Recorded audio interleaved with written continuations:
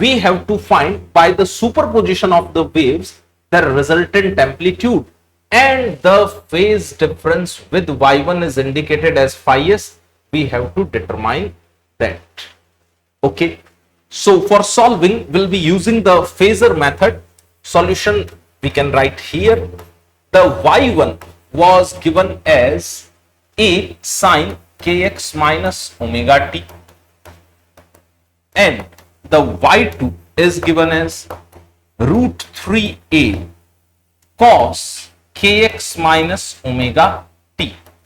First of all, we will be changing this cos function into the sine function.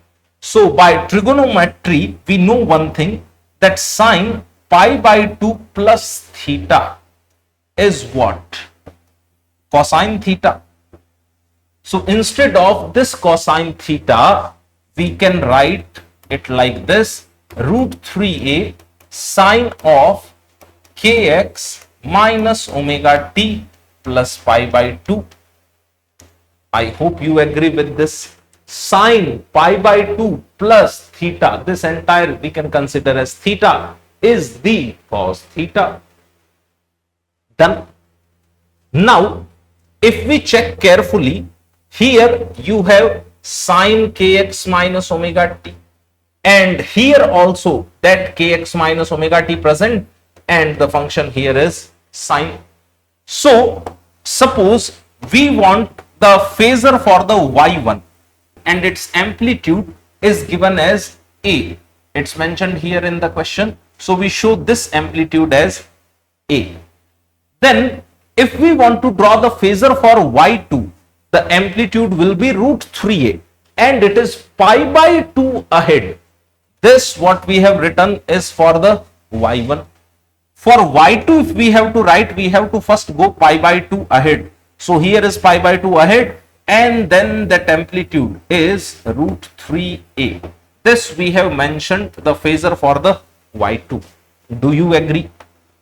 For y1, the amplitude was a, and if you compare, here is sine kx minus omega t, here is sine kx minus omega t, but the y2 is pi by 2 ahead of this. So pi by 2 ahead, we plot the phasor for the y2, and this amplitude has been mentioned as root 3a.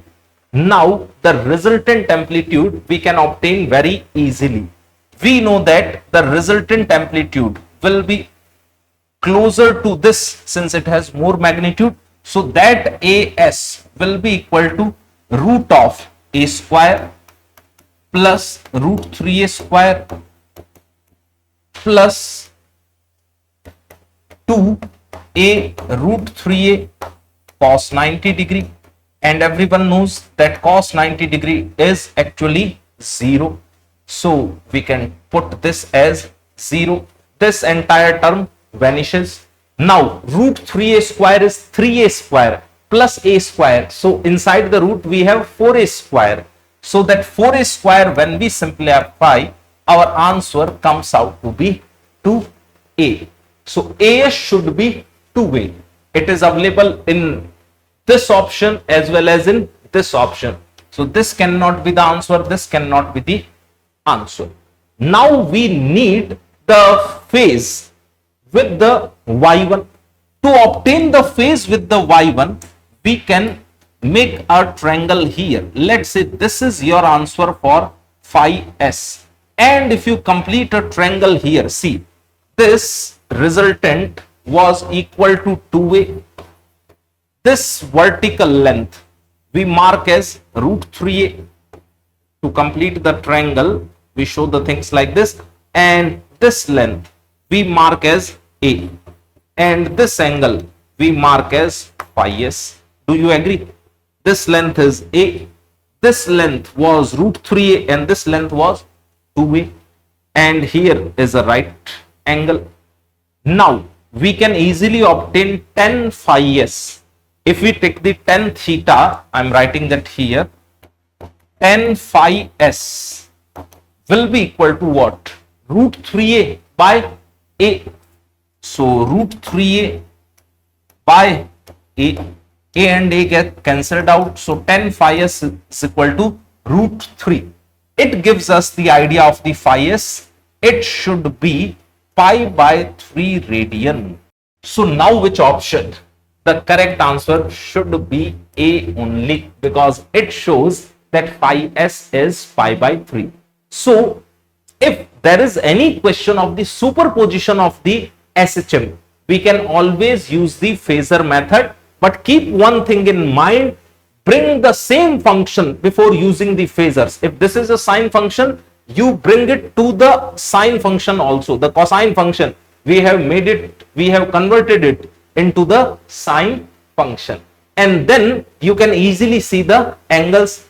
Then remaining calculation is as easy as you do the resultant of the vectors and all these things.